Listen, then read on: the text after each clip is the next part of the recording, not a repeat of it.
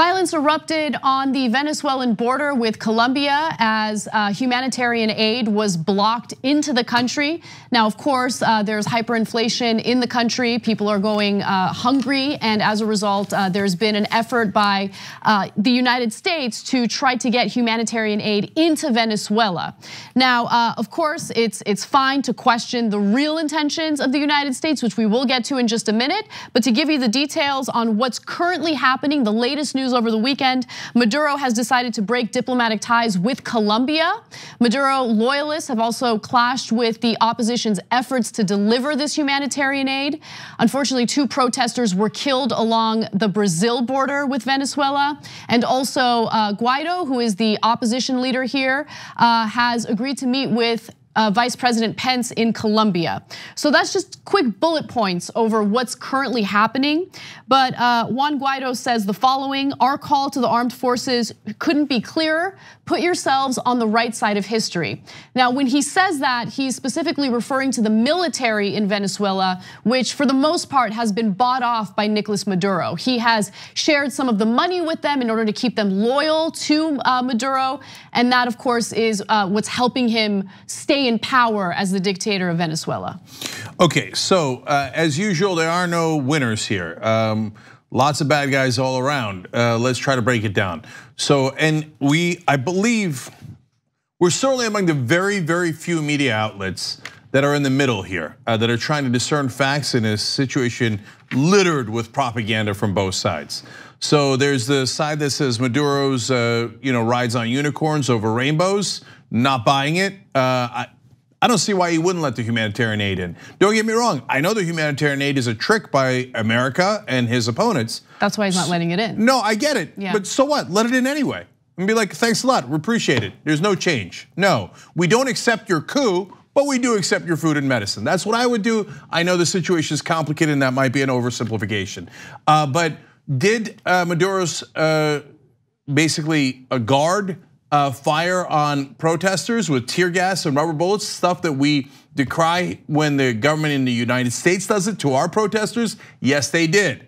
On the other hand, what almost nobody in the mainstream media tells you is, wait a minute, the so-called protesters, some of them are real, absolutely, and some of them are not so real, also threw rocks at the police and the army, the Venezuelan army, and they took a bus and lit it on fire. Now, I know what would happen in the US if protesters threw rocks at police and lit a bus on fire. They would be the bad guys, and the cops would get to do whatever the hell they wanted to them, and the protesters would be called terrorists. Now, remember, in this case, the protesters are against Maduro and on the ostensible side of America. So let's just be clear about the propaganda that is out there, because I don't see any mainstream media calling the protesters terrorists.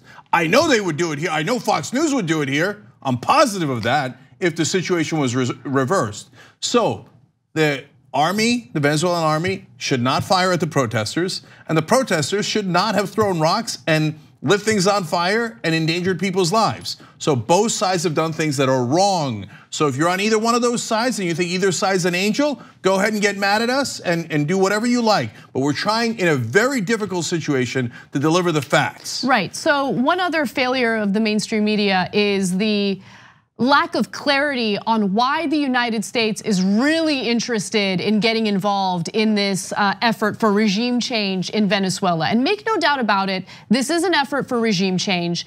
And the intentions here are not to look out for the Venezuelan people. Are there some government officials who genuinely believe that? Maybe, but the underlying objective here has to do with oil. Because if you look at our actions anywhere else in the world where we're involved in conflict, Yemen, for example, we don't care about the humanitarian crisis. In fact, we are assisting Saudi Arabia in creating a humanitarian crisis in Yemen. So you can't listen to the Trump administration and believe them when they say, oh no, we're very much concerned for the Venezuelan people. In fact, John Bolton himself admitted that there is a real business interest in Venezuela that they're seeking. And I don't want to put words in his mouth. You can hear it for yourselves. Take a look.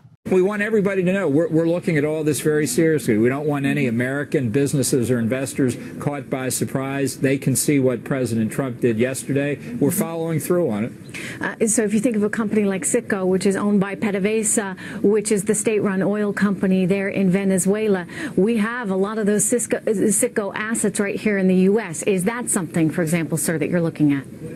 Yeah, well, we're in conversation with major American companies now that are either in Venezuela or, in the case of Citgo, here in the United States. I think we're trying to get to the same end result here. You know, Venezuela is one of the three countries I call the troika of tyranny. It'll make a big difference to the United States economically if we could have American oil companies really invest in and produce the oil capabilities in Venezuela. It'd be good for the people of Venezuela. It'd be good for the people of the United States. We both have a lot at stake here, making this come out the right way. So John Bolton is not hiding the fact that they're very much interested in the oil in Venezuela. I mean, he said it, that was him. Those were his own words.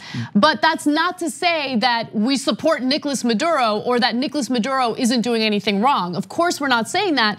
I would argue that right now there is no good guy. This is a very complicated situation, and unfortunately people are trying to look for a good guy and a bad guy, but unfortunately you're seeing, some bad actors on both sides. Okay, so let's talk about the things that are clear.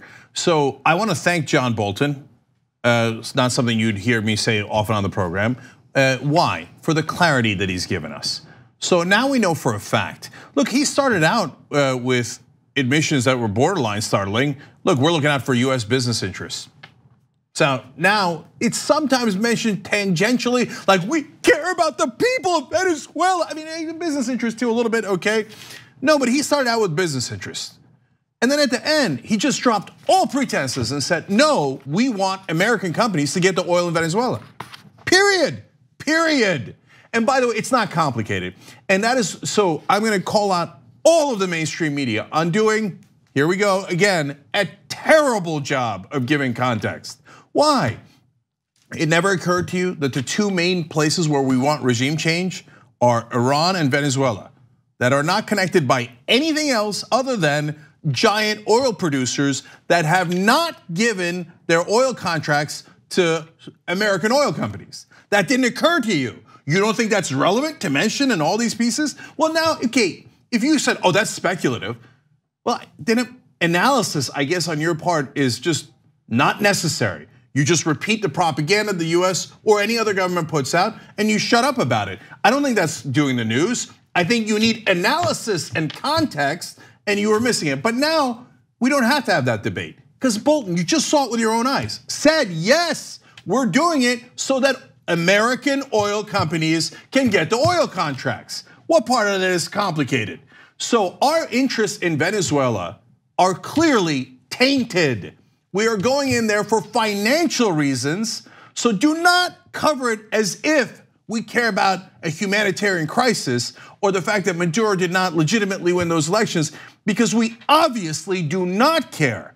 Now, why is it further obvious? Well, we support about 3/4 of the dictatorships in the world. Yep. So why randomly pick Iran and Venezuela out of that giant swath of countries that have dictators that we support?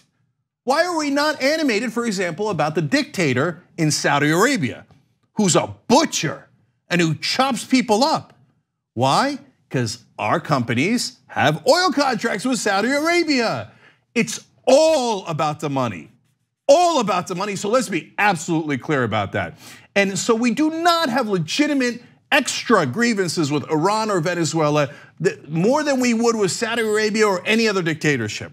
The only real reason why we're animated about those countries and why we are agitating for regime change in those two countries is the oil, period.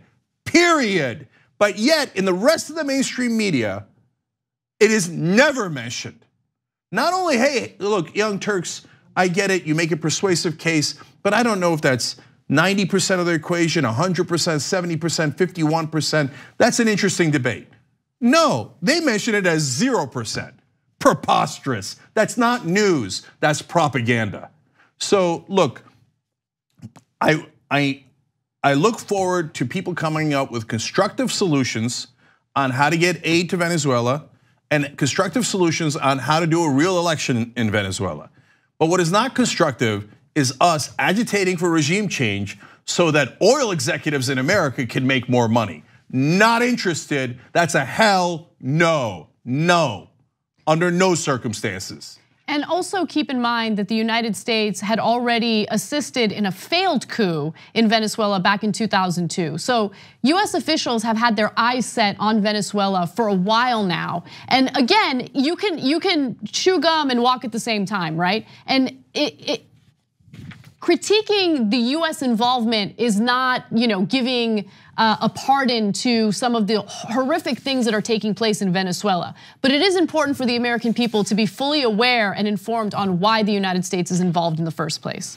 Yes, and by the way, more context, at least 12 members of the National Guard have switched over and defected to Colombia. So at the lower levels of the military, there is great discontent because they're living in the same economic situation as the rest of the people in Venezuela. There are real protesters against Maduro. There's a mother that went out there, for example, and says, look, I got it. There's no bread. There's no bread. I need bread for my kids. They're worried I'm gonna die in the protests. But on the other hand, I'm worried they're gonna die without food. Another dad drove 18 hours to try to get medicine in for his son. So those stark economic conditions in Venezuela are real, okay? And there are real protests. There's also, again, a lot of young males that are going out there in mass and lighting things on fire. Those are the folks I would put in the American and Guaido-led propaganda units, okay?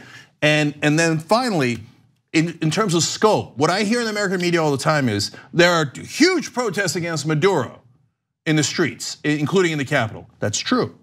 Okay, what will you find out today is, it turns out, actually there are bigger rallies in favor of Maduro. Okay, so let's report both. To say that there are no protests against Maduro is totally wrong, okay? To say that the protests are larger than the ones supporting Maduro are also wrong. Now, why are all those people in the streets in favor of Maduro? How come no one in the American media ever asked that question? So given the economic disaster that is happening in Venezuela, it's a fair question why all these people are still supporting Maduro. Well, could it be that they're tired of American coups in Latin America? That could be part of it. And the constant interference and the constant demands that their oil be given over to American oil companies for their profit. Yes, both of those things are real and are factors here. Please try to do your job without the government or any government, whether it's the Venezuelan government or the US government, telling you what you must say. The TYT Plus app is now available on iOS and Android. Download to get more TYT content at tyt.com/app.